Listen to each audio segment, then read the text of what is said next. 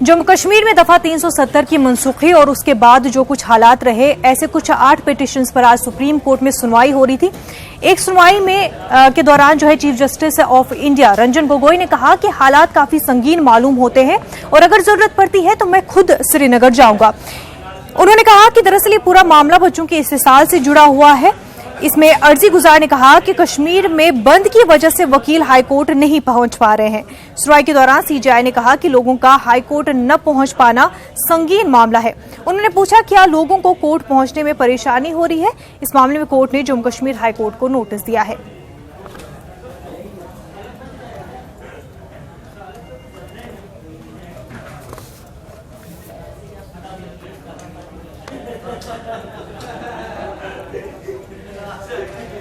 हमारे साथ हमारे नुमाइंदे सुशील इस वक्त जुड़ चुके हैं। सुशील, आपसे जानना चाहेंगे, जिस तरह से आज जो है सुप्रीम कोर्ट में कश्मीर से लेकर के 8 पिटीशंस पर समाअत हो रही थी। ऐसे में एक पिटीशन जो ऐसी थी जो कि चाइल्ड एक्टिविस्ट के द्वारा की गई थी।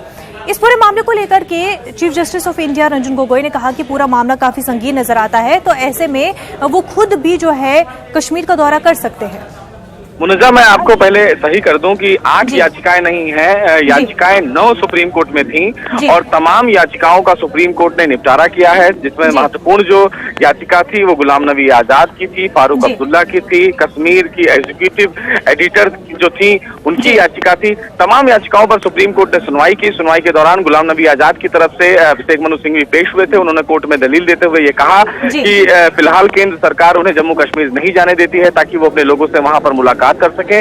सुप्रीम कोर्ट ने फिलहाल ये आदेश दिया है कि गुलाम नबी आजाद आने वाले दिनों में जम्मू कश्मीर जा सकते हैं। हालांकि 4 जगहों पर वो विजिट करना चाहते हैं, जिसमें जो 4 जगह है वो बारामूला है, जो दूसरी जो जगह है वो जम्मू है, श्रीनगर है, अनंतनाग है। इन 4 जगहों पर वो फिलहाल दौरा करेंगे। लेकिन सुप्रीम कोर्ट ने गुलाम नबी आजाद के लिए एक रिस्ट्रिक्शन लगाया है कि वो वहां पर कोई भी राजनीतिक रैली को संबोधित नहीं करेंगे और मुलाकात करने के बाद एक एफिडेविट सुप्रीम कोर्ट में दाखिल करेंगे। जो कश्मीरी एग्जीक्यूटिव एडिटर है उन्होंने कहा कि वहां पर अभी भी हालात बदतर बने हुए हैं, इंटरनेट नहीं खोला गया है, प्रेस को अपना काम नहीं करने दिया जा रहा है, जिस पर केंद्र सरकार ने विरोध जताया। सुप्रीम कोर्ट में केंद्र सरकार ने कहा कि वहां पर जो प्रेस है वो अपना काम कर रहा है। दूरदर्शन और दूरदर्शन से संबंधित तमाम जो चैनल्स है उनको खोल दिया गया है, फोन लाइन्स खोल दिए गए हैं। लगभग 80% इलाके हैं जहां पर फोन लाइन्स खोल दिए गए हैं, लेकिन बार बार केंद्र सरकार ने इस मामले में इनका विरोध किया।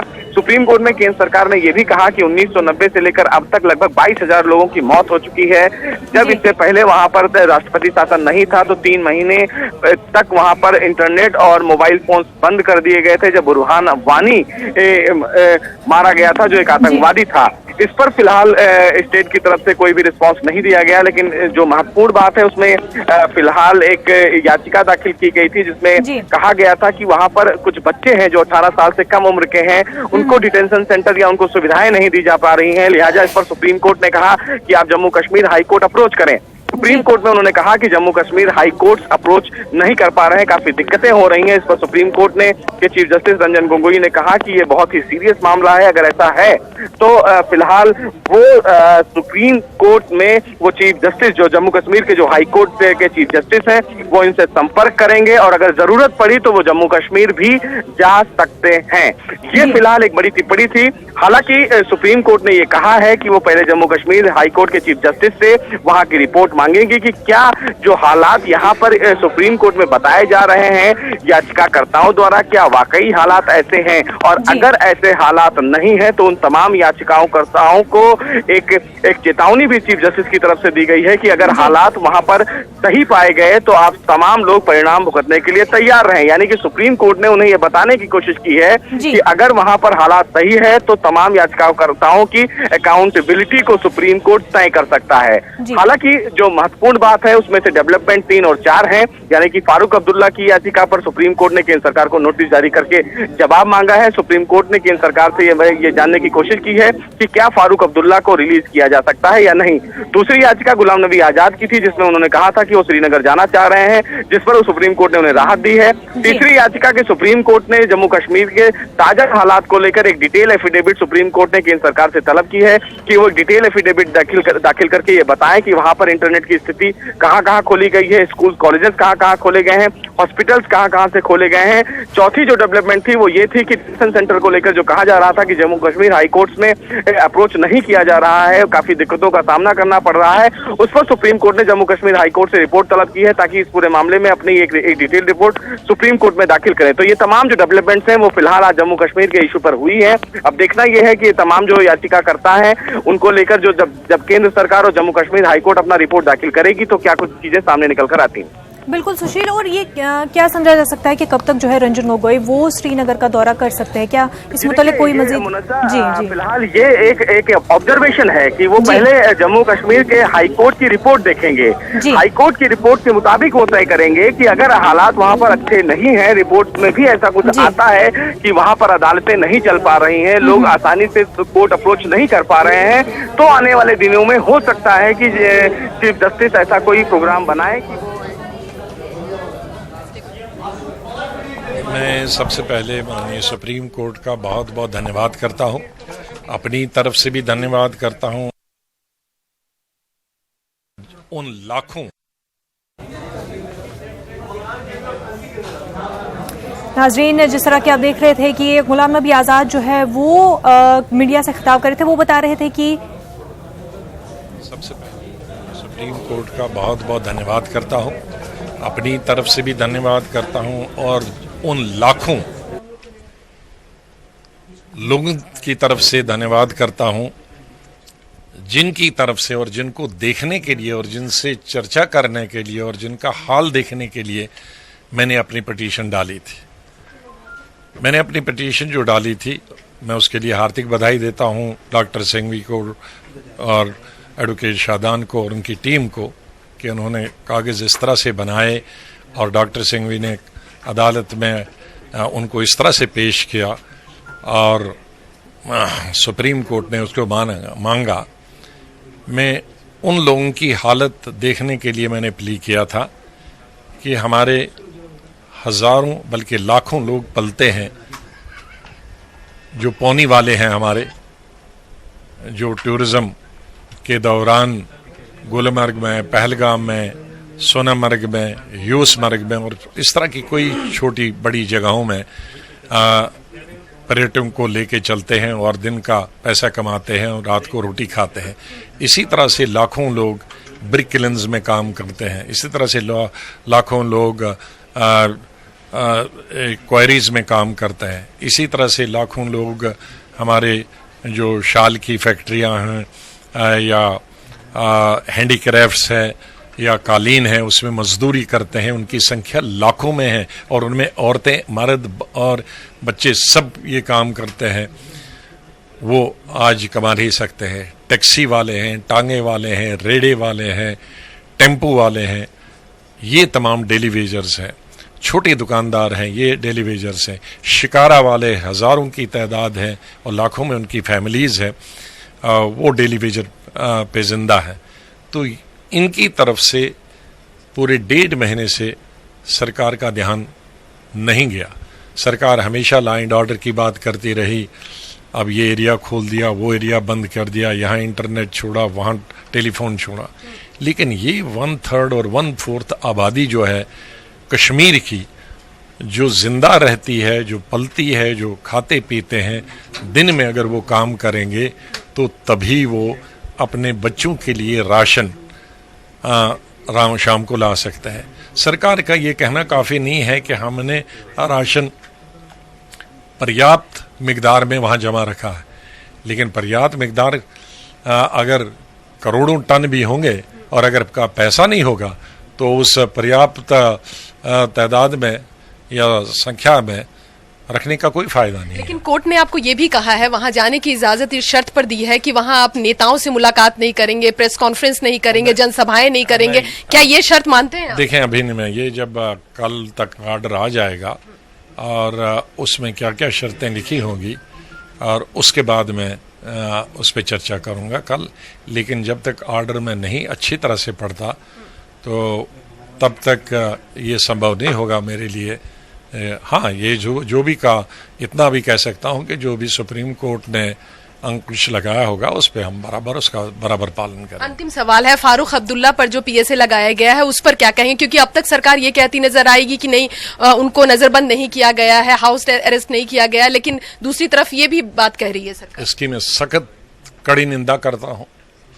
मैं बार बार सदन और सदन के बाहर कह चुका हूं कि पिछले 70-71 साल से, चाहे वो नेशनल पार्टी हो कांग्रेस जैसी या रीजनल पार्टी नेशनल कॉन्फ्रेंस की जो सबसे पुरानी पार्टी है, और चाहे दूसरी पार्टियां हों, इन तमाम पार्टियों ने जम्मू कश्मीर के लोगों के साथ और लोगों को देश के साथ जोड़ने के लिए हमेशा काम किया है, और सभी ने डट के आतंकवाद का मुकाबला किया है, और सभी पॉलिटिकल पार्टी के लीडर्स, वर्कर्स, समर्थक कुर्बान हो गए हैं देश के लिए, मिलिटेंटों के हाथों मारे गए हैं, जख्मी हुए हैं। यहां तो बहुत बड़ी पार्टियों के लीडर बोलते हैं लेकिन उनका कुछ हुआ नहीं है, लेकिन ये कश्मीर के जितने जम्मू कश्मीर के पॉलिटिकल पार्टीज के रीजनल हों या नेशनल पॉलिटिकल पार्टीज के लीडर्स हों, ये उनकी कुर्बानी की वजह से आज वहां मिलिटेंसी खत्म हो गई थी। और गवर्नमेंट ऑफ इंडिया और आज रूलिंग पार्टी उनका ये इनाम दे दे कि उनको नजरबंद रखे और उनको पीएसए में जेल में रखे। इसकी जितनी निंदा की जानी चाहिए करनी चाहिए, और इससे जो सेकुलर पॉलिटिकल पार्टीज थे, नेशनल पॉलिटिकल पार्टीज कश्मीर घाटी में थी, जो देश के लिए लड़ते थे, देश के लिए मरते थे और आतंकवादियों का मुकाबला करते थे, उनका मनोबल इससे बहुत गिर जाएगा। धन्यवाद। कैमरा पर्सन प्रकाश के साथ रंजीता झा, न्यूज़ 18 नेटवर्क। गुलाम नबी आजाद को काफी बड़ी राहत मिली है। अब सुप्रीम कोर्ट की जानिब से उनको राहत मिल गई है कि वो अपने खानदान से जम्मू कश्मीर में जाके मुलाकात कर सकते हैं। इससे पहले उन्हें वो इजाजत नहीं मिली थी, कोशिश भी उन्होंने की थी लेकिन उन्हें जाने से रोक दिया गया था। मजीद तफसीलात के साथ हमारी नुमाइंदा रंजीता जुड़ी हुई है। रंजीता, आपसे जानना चाहेंगे कि काफी बड़ी राहत मिली है गुलाम नबी आजाद को, क्या कुछ रिएक्शन देखने को मिल रहा है मरकज की जानिब से भी और गुलाम नबी आजाद की जानिब से भी?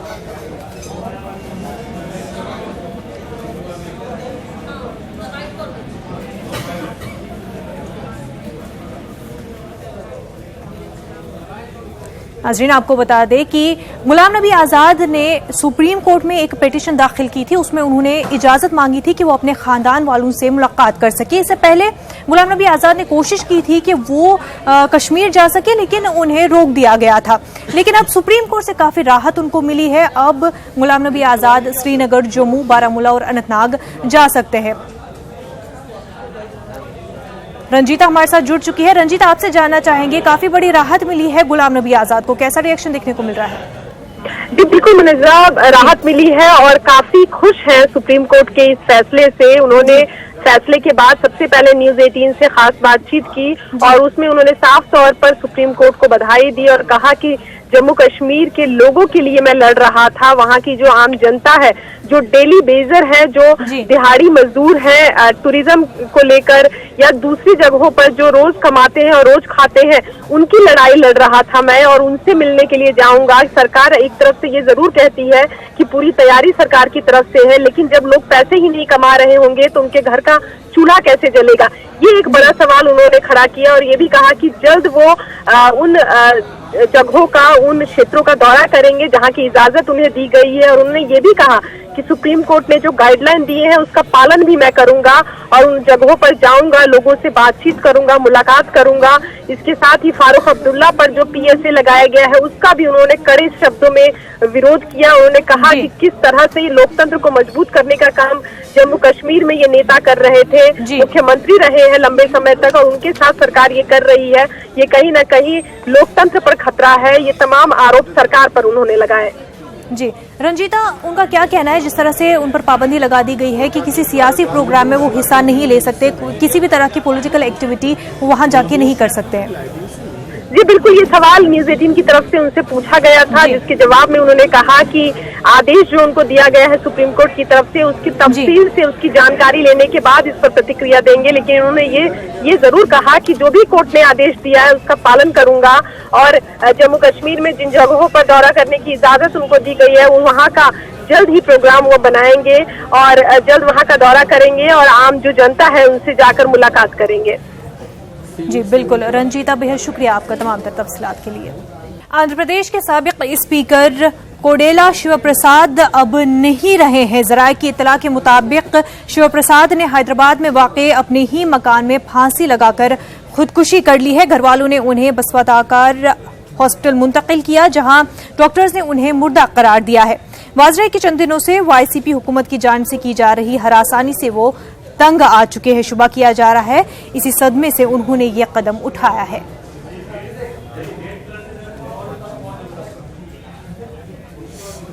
हमारे साथ हमारे नुमाइंदे संजय तिवारी इस वक्त जुड़ चुके हैं। संजय, काफी इस वक्त दुखी खबर जो सामने आ रही है वो ये बताया जा रहा है कि आंध्र प्रदेश के साबिक स्पीकर नहीं रहे हैं और उन्होंने अपने ही घर में फांसी लगाकर खुदकुशी कर ली है। ये खबर जो है वो ऑलमोस्ट कंफर्म है कि उनकी जो कोडेला शिव प्रसाद राव हैं, जो आंध्र प्रदेश के पूर्व स्पीकर थे आंध्र प्रदेश विधानसभा के और बीजेपी के वरिष्ठ नेता हैं, उनकी मौत हो गई है।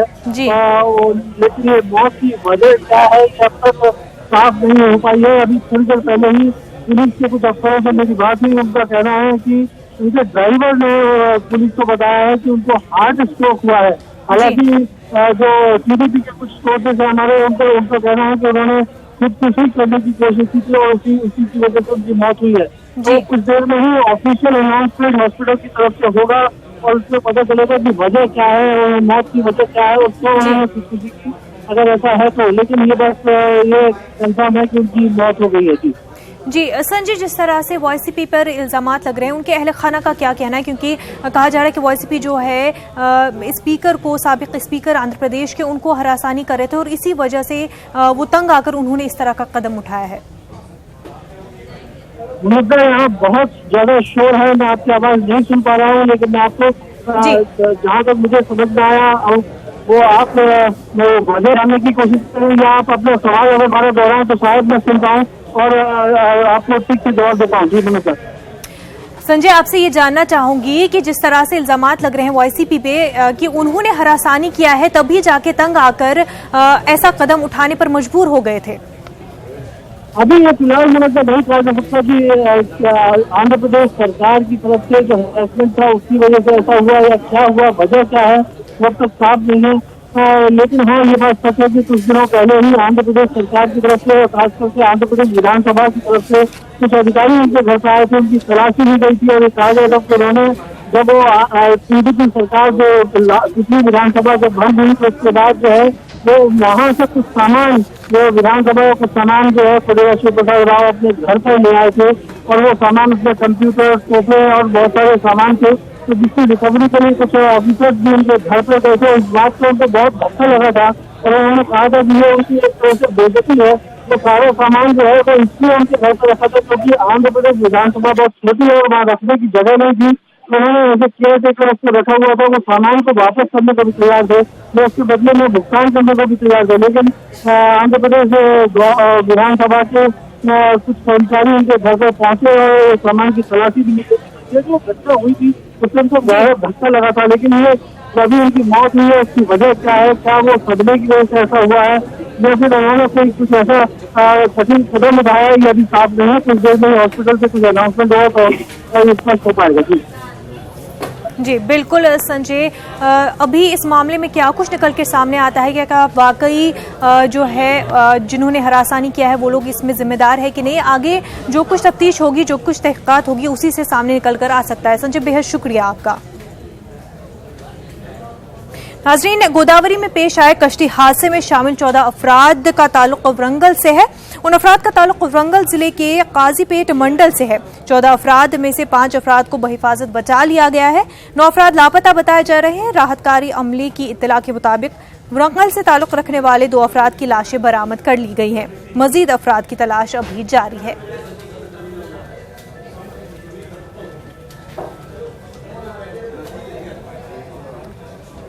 हादसे में आइन 5 मिनट कबल वरंगल से ताल्लुक रखने वाले सयाहों के ग्रुप के एक रुकन ने कश्ती में सवार एक वीडियो को अपने दोस्तों को शेयर किया। इस वीडियो में बताया गया है कि ये तमाम अफराद एक जगह मौजूद हैं। तमाम अफराद सफर का मजा ले रहे थे। इस दौरान दोपहर 12:30 बजे के बाद ये हादसा पेश आया।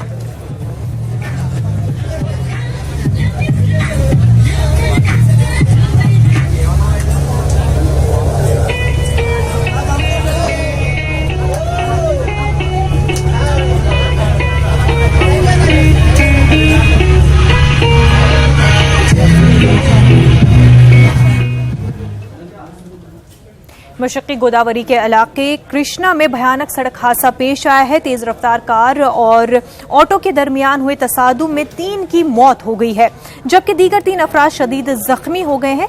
महलुकीन में 2 खवातीन और एक लड़का शामिल है। ये तमाम अफराद एक ऑटो में सवार होकर अपने आबाई मकाम जा रहे थे। इस दौरान मुखालफत समेत से आने वाली कार ने ऑटो को टक्कर मार दी। हादसे में जख्मी अफराद को नौजवीद सरकारी दवाखाना मुंतकिल किया गया। पुलिस ने केस दर्ज करते हुए तहकीकात का आगाज कर लिया है।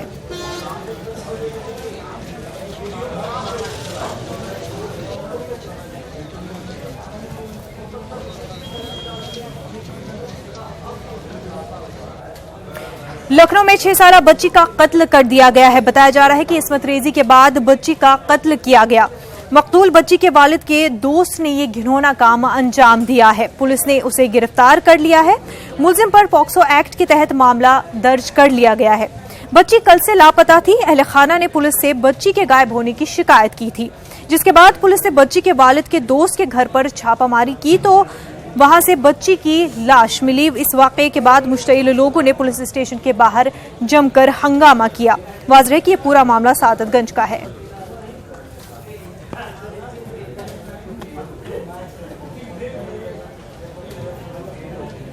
मुल्क भर में हुजूमी तशद्दुद का सिलसिला जारी है और ताज़ा मामला जो है बिहार के कटिहार से है, जहां बच्चा चोरी के इल्जाम में भीड़ ने एक खातून की जमकर पिटाई की। खातून के ताल्लुक से कुछ लोगों का कहना है कि जहनी तौर पर माजूर थी, वहीं कुछ लोगों का कहना है कि उसके साथ 2 और लोग थे जिनके हाथों में असलहे थे। मौके पर पहुंची पुलिस ने खातून को हिरासत में लेकर पूछताछ कर ली है।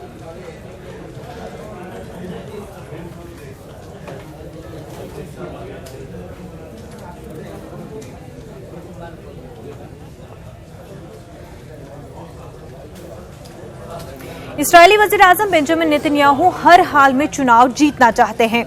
नेतन्याहू काबीना ने यहूदी बस्ती बसाने की इजाजत दे दी है। गुज़िश्ता रोज ही नेतन्याहू ने वादे उर्दुन को इस्राएल में जम करने का वादा किया था। देखिए रिपोर्ट।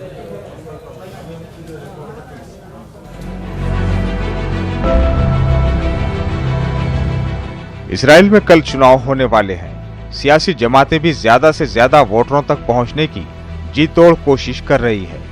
इस्राएल में 6 महीने में दूसरी बार चुनाव होने जा रहे हैं और ये चुनाव बिन्यामिन नेतन्याहू के लिए इंतहाई अहम है।